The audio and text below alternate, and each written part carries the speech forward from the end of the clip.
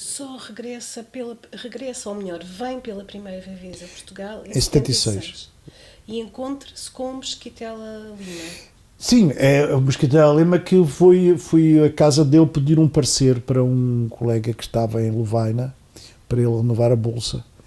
E ele vivia em Benfica e ele vai-me pedir, vai ser a ocasião que me vai fazer vir voltar, porque ele pede para deixar as minhas cordadas no papel e eu deixo a minha morada, uma coisa breve, uma folha A4, e é na sequência desses contactos que eu recebo então o convite para vir para a Universidade Nova de Lisboa, que estava-se a reestruturar e a organizar, não é? Na época, em 77. E em 77 vem para o que era então? A Universidade Nova de Lisboa. Que estava onde? A Universidade Nova de Lisboa estava, quer dizer, na época tinha as instalações mesmo estavam numa aula do Seminário dos Olivais, não é? Mas as aulas noturnas, e onde só dava uma aula, dava o meu seminário à noite, era no Filipe de Lencastre. Portanto, eu vou dar as minhas aulas aqui em Lisboa, ainda na estrutura antiga, quando chego em março de 77, que ainda não, a Universidade Nova ainda não tinha faculdades, não é? Qual era a estrutura? A estrutura era... A Nova tinha duas áreas. Chamava-se a área das Ciências Humanas e Sociais e a área das Ciências e Tecnologia.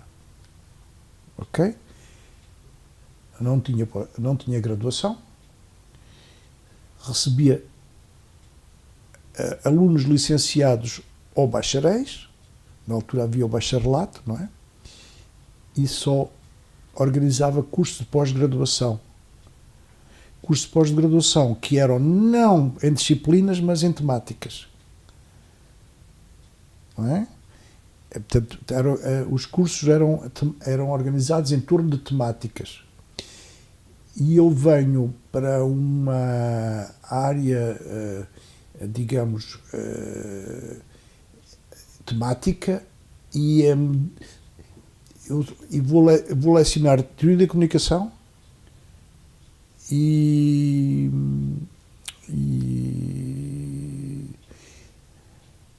Psicologia Histórica, imagina. E agora é que me lembro. Vou dar esses dois seminários. Portanto, é claro que em 77 a Universidade Nova é organizada sob a forma de faculdades, não é?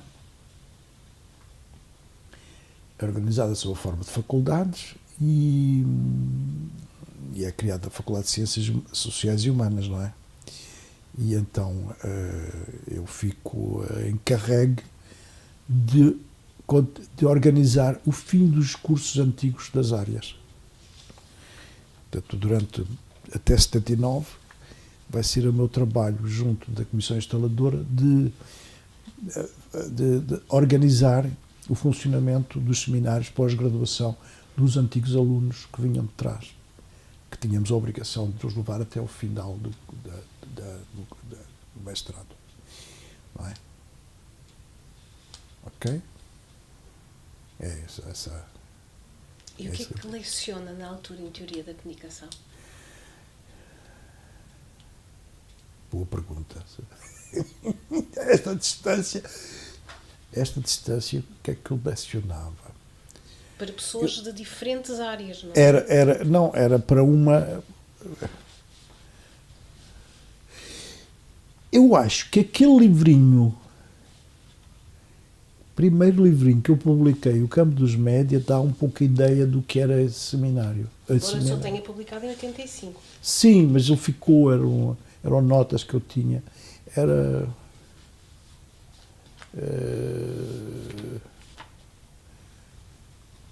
o que é que eu dava, meu Deus? Esta distância, já tenho medo de dizer disparate, não é? Já me lembro bem já exatamente o que dava. Sei Era que... o Campo dos Média. Espaço público. Sim, mas falava muito da escrita. Falava muito de... Ainda não, nessa altura, ainda não estava bem claro na minha cabeça toda uma série de coisas que depois nos anos 80 vão se consolidar, não é? Ao longo estou a falar antes da faculdade, não é? Aqueles dois, são 2 semestres, é uma coisa rápida, não é? Portanto, não, isto vai terminar em 79 e com a criação da faculdade e em 77 e depois quando eu embora esteja dentro da faculdade, eu não estou integrado ainda na estrutura da faculdade em 77. Só vou estar integrado em 79, com a reforma que é feita em 79. Da qual também faz parte. Essa reforma decorreu em grande parte, já nunca pode dizer só, mas em grande parte, de uma comissão que existiu no Ministério da Educação, de que eu fui assessor do governo de Maria do Espírito Silva para o ensino superior, com o encargo de reestruturar as ciências sociais em Portugal. E então dessa comissão que sai toda uma organização dos cursos de ciências sociais ao nível do país, não é? E aqui a nossa faculdade vai... É daí que vai decorrer a criação do curso de Sociologia, de Antropologia e de Comunicação. Quando acaba o governo Pitacilu, está terminada essa reforma, e eu integro já a faculdade responsabilizando-me por liderar a criação desses 3 cursos. Durante os primeiros anos, eles fazem parte de um único departamento de Ciências Sociais, e ao fim do segundo ano autonomizam-se em departamentos autónomos e eu passo a coordenar o Departamento de Comunicação, o Magalhães Godinho de Sociologia e o Mesquita Lima de Antropologia. O Ministro da Educação é Cedas Nunes? Não, o Ministro da Educação não era Cedas Nunes. O Cedas Nunes estava com a parte... Era da investigação científica. Quem era o Ministro da Educação não consigo lembrar-me. Porque quem me convida é o Secretário de Estado, Manuel Nazaré. Provavelmente entendendo, digamos, com o patrocínio do Cedas Nunes, da investigação científica. Mas não me lembro. É uma questão de ver no governo Pitacilu quem era o Ministro da Educação. Eu não tinha praticamente relação com o Ministro, tinha mais relação com o Secretário. Foi um lapso meu, professor. Investigação científica. Então, é aí que isso que se organiza com a estrutura que ainda hoje tem. É criado em Coimbra o curso de Sociologia, na Faculdade de Economia, que não existia, no Minho e em Évora. Acho que não estou a esquecer de nenhum. Os outros depois vêm mais tarde, porque eram politécnicos ainda na altura. Só estão nas universidades mais tarde. E, portanto, é em novembro de 79 que se abrem as primeiras turmas de licenciatura. Que começamos estes 3 cursos da faculdade. Portanto, Sociologia, Antropologia, Geografia... A Geografia e Planeamento Regional... E a Comunicação. E Comunicação. Que se chama Comunicação Social. Na altura ficou assim, foi uma grande luta com ele por causa do nome, depois acabei por aceitar, à espera de poder mudar. Não é? Portanto, o departamento é autonomizado em 81. Concretamente, ao fim dos 2 primeiros anos, nós começamos a ter, digamos, equipa, já, porque no princípio, nos primeiros anos temos tronco comum, cadeiras comuns, não é? E, portanto, é só a pouco e pouco é que nós vamos tendo recursos para ir contratando professores para irem integrando a equipa, e só em 81 começamos a ter as equipas formadas. Não completamente, mas já com alguma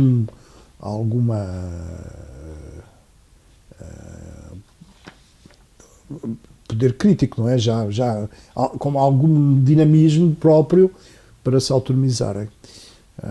É um período muito... Esses anos até 88 vão ser muito intensos, ao nível da equipa docente, porque que criei como é que eu diria,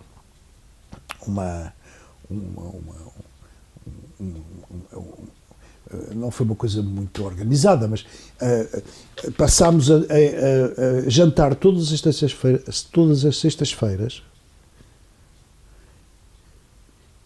com cada uma esses jantares com um tema ou um autor ou um texto para discutir, e o objetivo era consolidar entendimentos entre todos para fazer a reforma curricular, porque começamos com uma reforma curricular provisória, não é? E depois para repensar a reforma curricular do curso e para começarmos a pensar, a esboçar o esquema da pós-graduação. Isso é feito de uma maneira muito coletiva. Ainda os colegas dessa época se lembram das reuniões que nós fazíamos em casa uns dos outros, não é? Ficámos à noite, às vezes ficámos até às 2 da manhã discutindo em torno de um texto que ora um, ora o outro dizia para a próxima sexta-feira vamos discutir este tema. Por exemplo, ainda me lembro uns 2 jantares em que nós discutimos a noção de estrutura e de função. Estou a dar este exemplo. Que nós líamos Paulo Alto, líamos vários autores, o nosso amigo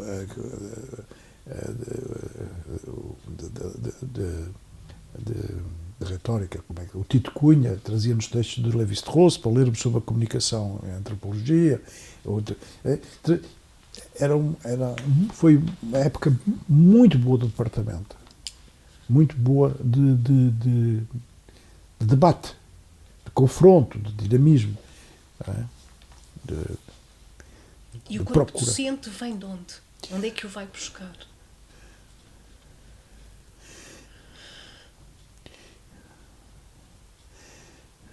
O corpo docente vai depender muito. Bom, houve algumas pessoas que, como houve alguns colegas que se oferecem, como é o caso do Tito Cunha, do Emídio, o Tito que estava em Coimbra, não é? O Emídio que estava na Bélgica, que se disponibilizam, e eu já os conhecia bem, portanto sabia bem o trabalho deles. Lembro que a Maria Augusta Babo vem de Paris e aproveitei-a por causa da experiência, do background de semiótica. Tinha trabalhado com Cristeva. Com Cristeva, portanto, que era uma semiótica virada para o pensar comunicacional, de certa maneira. Portanto, vai sendo, até eu ir para a direção da faculdade, vai sendo feito, não é uma coisa.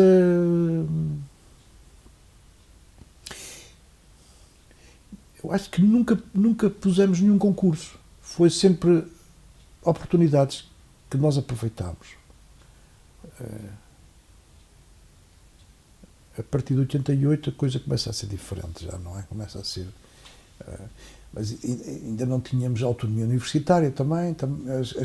A organização política e digamos, institucional das universidades era muito diferente do que ela é hoje, não é? Nós estávamos também num regime de exceção, porque era um regime de instalação, não tínhamos ainda estatutos, não é? Depois as coisas mudam, não é? Foi um pouco circunstâncias que eu vou aproveitando para ir constituindo. Não tínhamos grandes recursos, portanto, de princípio também não precisávamos de muitos, não é? Era uma equipa pequenina, não é? Portanto, e foi constituída assim por disponibilidades de pessoas que eu já conhecia, que estavam a trabalhar, que tinham digamos, um perfil que se ajustava àquilo que nós íamos a pouco e pouco discutindo como devendo ser a estrutura do curso, não é? Porque, é claro, estamos a falar da pré-história das coisas, não é? Hoje as coisas são completamente diferentes, agora é por concursos internacionais, muito complicados, etc. Na altura não, era uma espécie de cooptação que íamos fazendo nos primeiros anos, não é? Não é? Porque os primeiros 3 anos, o professor tinha referido, no fundo, é uma variante de um curso de Ciências Sociais. Os dois primeiros anos têm uma componente a 90% tronco comum com a antropologia e a sociologia. Tinham. Eu dava a cadeira de Sociologia Geral para os sociólogos e para os antropólogos, não é? E para os de comunicação. Tínhamos todos juntos. Os alunos eram poucos, não é? Era uma coisa muito... Comparado ao que é hoje, com o volume de trabalho de hoje, era uma coisa muito diminuta. Não tínhamos... eram poucos alunos e tínhamos poucas cadeiras específicas de cada curso. Onde começa a haver, já no segundo ano, começa a haver acho que tínhamos já uma cadeira específica para cada orientação, e então no terceiro ano é que já havia mais diversificação maior da oferta curricular. E o 5º ano era estágio? Não, depois não havia 5º ano, havia estágio, mas não era um 5º ano. O estágio era 4 anos? 4 anos. Era 4 anos e mais estágio para quem?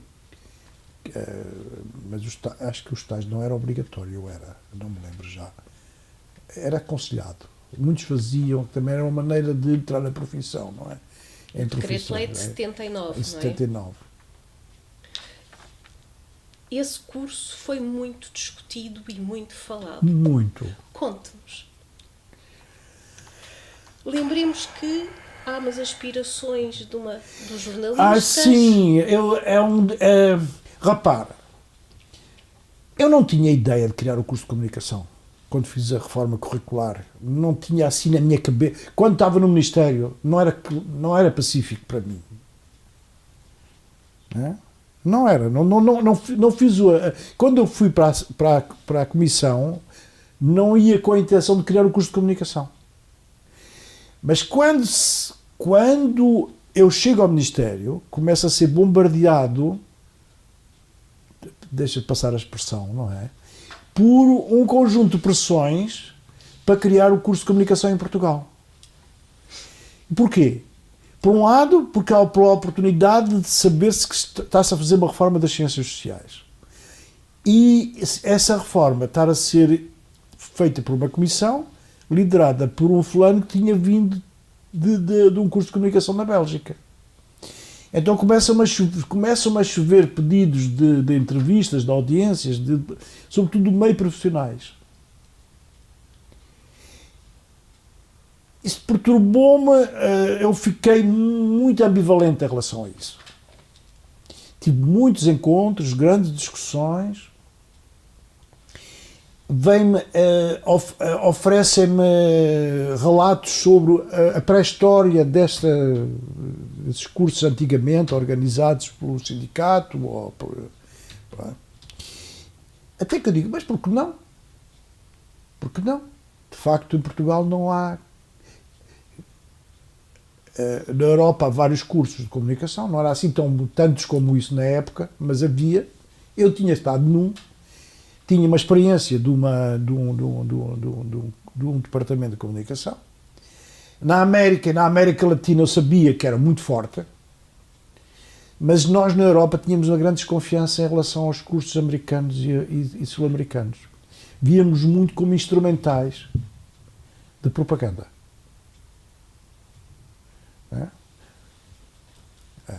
Portanto, eu conhecia a história de Columbia University, de Lazarsfeld, conhecia as histórias do Marcos de Melo em São Paulo, conhecia a história da Colômbia, conhecia, que era tudo muito instrumental no envolvimento da luta contra o nazismo na Segunda Guerra Mundial, ou ao contrário, na Alemanha, do lado de Hitler, da propaganda nazi. Portanto, nós víamos com muita apreensão na Europa essa vertente. Mas em Portugal, numa vertente democrática, era uma experiência que que se configurava, que se podia análoga com a da Bélgica, que não era isso. Então eu acedi, criei o curso de comunicação. Portanto, mas sempre resisti muito, durante os anos em que eu liderei o departamento, a criar variantes profissionais. Nós tínhamos, era um tronco comum,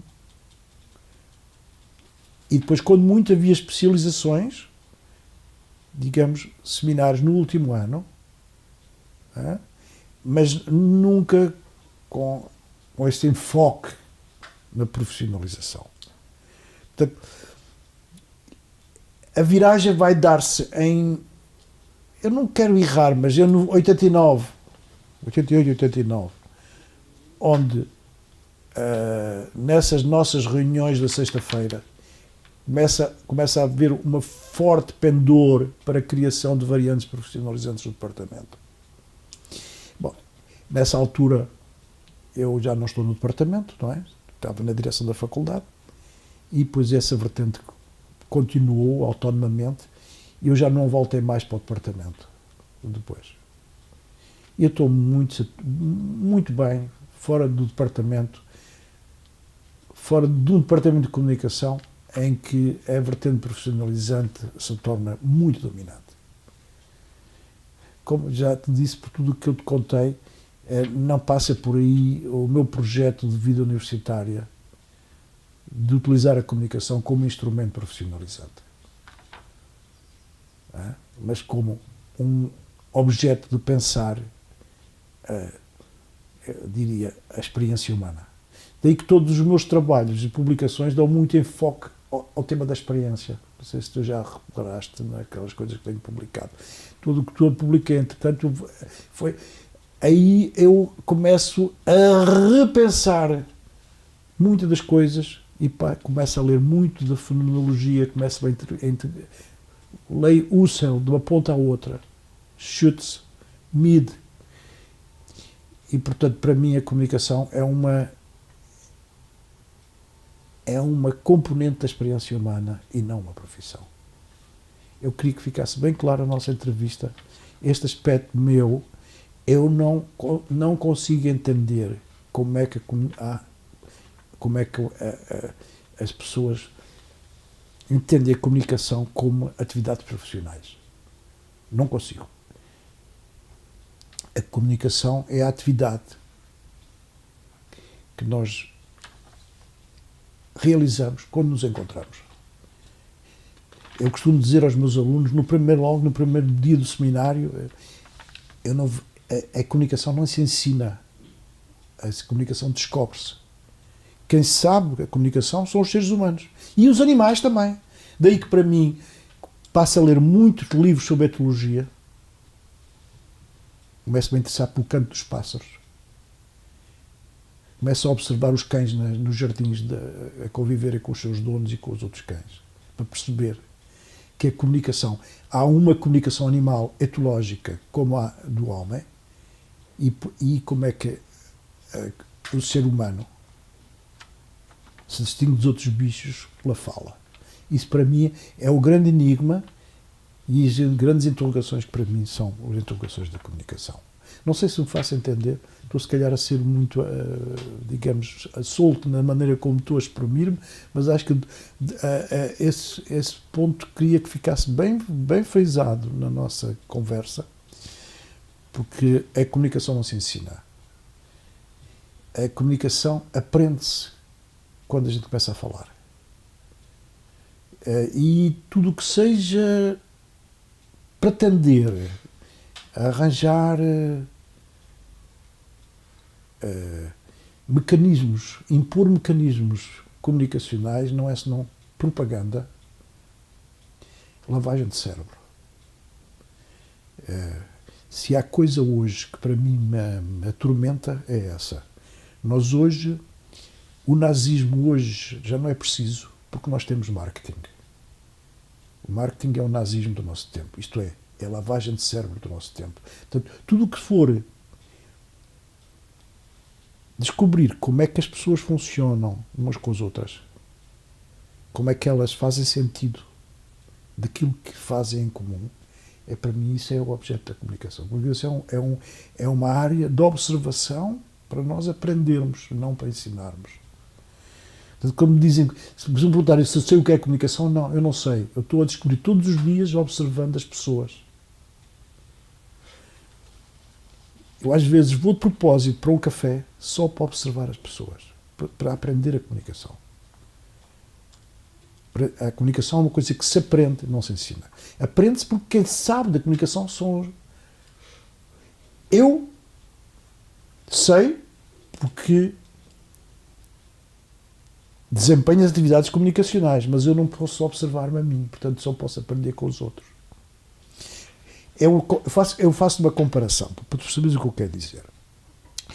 Quando as crianças vão para a escola, têm 7 anos, 6, 7 anos, eles sabem falar português. Mas depois vão ter uma cadeira de português. Eles não vão aprender português na escola. Vão descobrir aquilo que eles já sabem. O mesmo se passa com a comunicação. Quando nós vamos para a escola a estudar comunicação, nós não vamos aprender comunicação. Vamos descobrir aquilo que já sabemos. Portanto, a comparação que eu estou a fazer... É diferente de uma língua estrangeira, mas a nossa língua materna, quando vamos para a escola, é claro, nós podemos aperfeiçoar a maneira de falar, mas nós já falamos perfeitamente. A criancinha de 7 anos já sabe o português. A professora de português não lhe vai ensinar a falar português. A comunicação é a mesma coisa. Quando os alunos chegam à faculdade para estudar comunicação, eles já sabem a comunicação. Eu já não vai ensinar-lhes a comunicação. A gente vai ensinar-lhes a descobrir aquilo que eles já sabem. É isto para mim a comunicação. É isto para mim o meu trabalho de observação. Daí que eu hoje, para mim, dentro das correntes, digamos assim, de abordagem da comunicação, aquela que para mim é mais próxima daquilo que eu pretendo fazer é a corrente etnometodológica. A etnometodológica, isto é, a observação dos métodos que as pessoas usam para escolher aquilo que devem fazer e dizer em cada momento em que se encontram. Estás a ver? Estou a ir à parte principal que eu queria que ficasse, digamos assim, bem clara na nossa conversa. Para que... eu não vou criticar quem tem outras ideias, mas esta é a minha. Quem sou eu para criticar quem pensa diferentemente? Mas este não a minha ideia de comunicação não é uma ideia profissionalizante. Como a sociologia. A sociologia não vai aprender as pessoas a serem sociais. Não, as pessoas já são sociais. A sociologia vai descobrir o que é que as pessoas fazem para constituírem uma comunidade de vida social. Um pouco parecido com a comunicação. Daí que, para mim, se eu quisesse, quais são os instrumentos, digamos, disciplinares que me ajudam nesta muita etologia, antropologia e a observação etnometodológica. São estas para mim os recursos, digamos assim, de que eu lanço mão para perceber um pouquinho melhor esta coisa enigmática que é o ser humano. Portanto, é uma disciplina...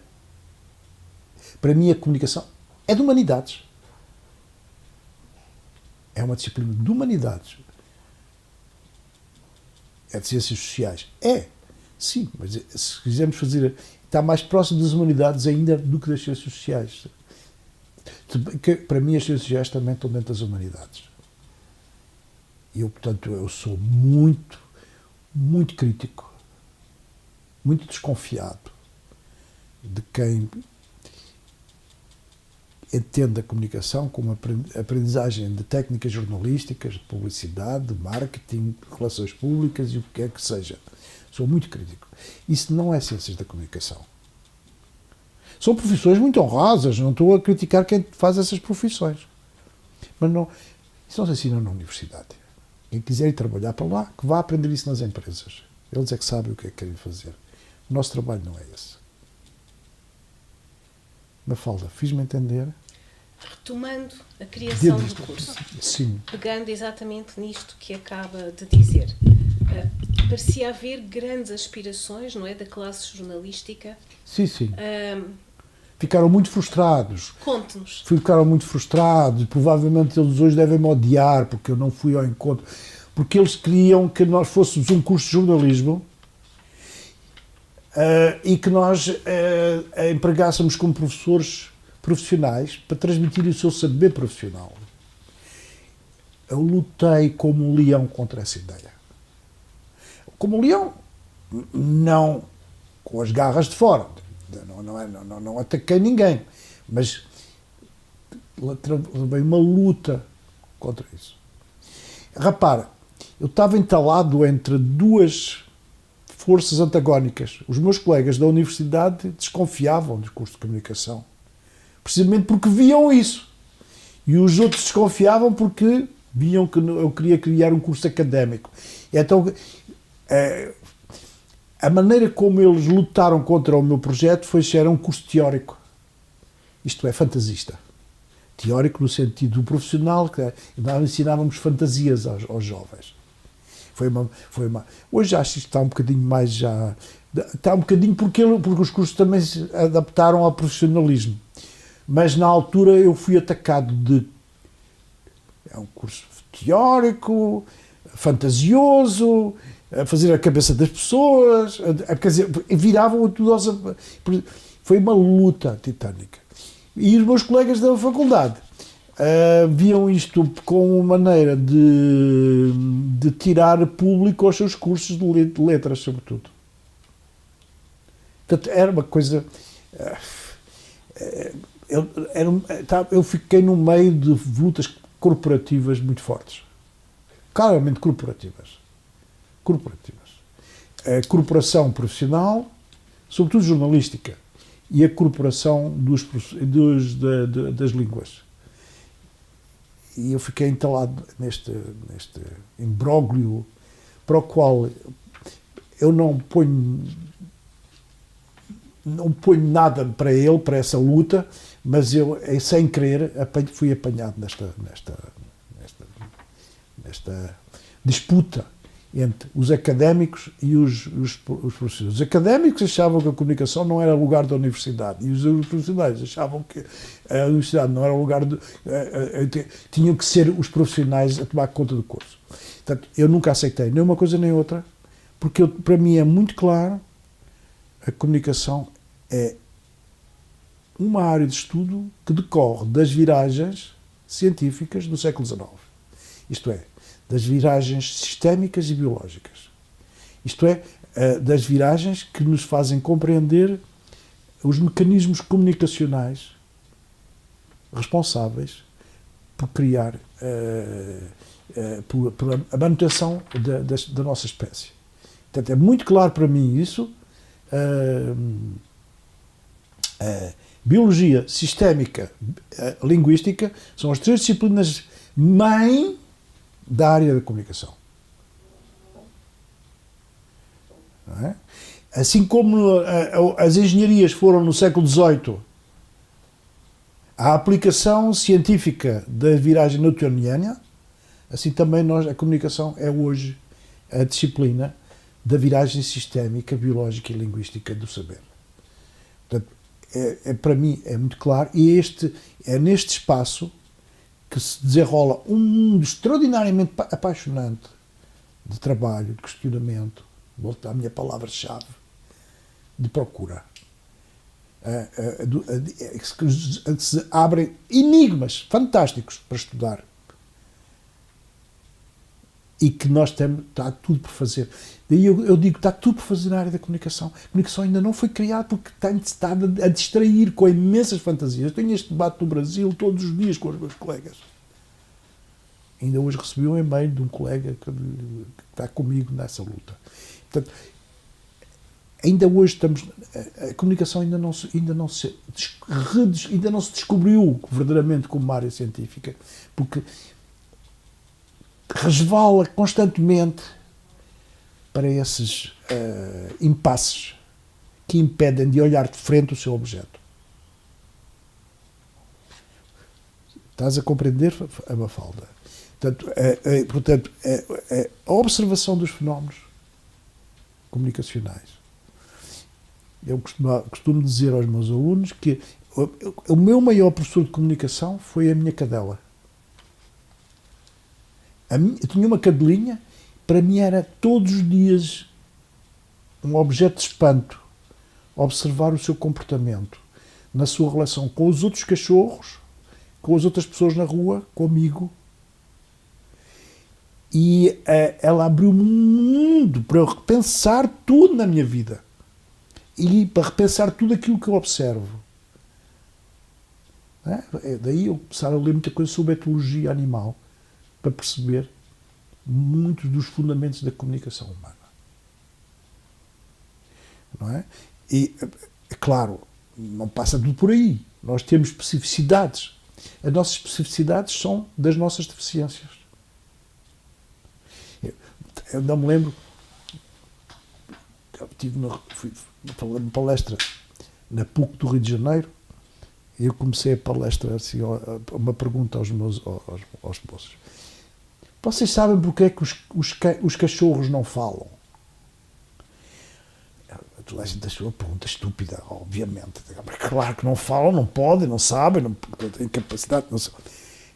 Não precisam. Como assim? Explicar porque é que não precisam foi toda a minha aula. E explicar porque é que não precisam é mostrar que a nossa capacidade comunicacional decorre da necessidade de inventarmos artifícios para compensar as nossas deficiências como ser vivos. Ora, eu digo, vocês já viram, vocês não têm cauda, não têm pelagem, não têm focinho, têm as orelhas atrofiadas, os dentes atrofiados. Com o que é que vocês querem comunicar? Inventando, falando, para compensar tudo aquilo que vocês, na nossa espécie, ficou evoluído. Daí o outro aspecto de trabalho de estudo da antropologia, para percebermos as mutações que decorreram da hominização. E aí veio o Leroy-Gourhan, veio o Lévi-Strauss, veio os antropólogos. E a antropologia física é fantástica para isso. Portanto, a comunicação, em vez de andar a distrair-se, a ensinar a fazer títulos de imprensa, pirâmides invertidas de jornais, abriu-se mais a ler antropologia física, etologia, Leroy-Gourhan, Mead, Schütz. Olhar mais para aquilo que lhe pode dar instrumentos para repensar a comunicação humana, naquilo que ela tem de especificidade, que a distingue da comunicação dos passarinhos, dos animais, dos outros bichos. Não é? O meu trabalho é esse. É o meu trabalho, quer dizer, o meu objetivo é entender melhor este enigma que nós somos.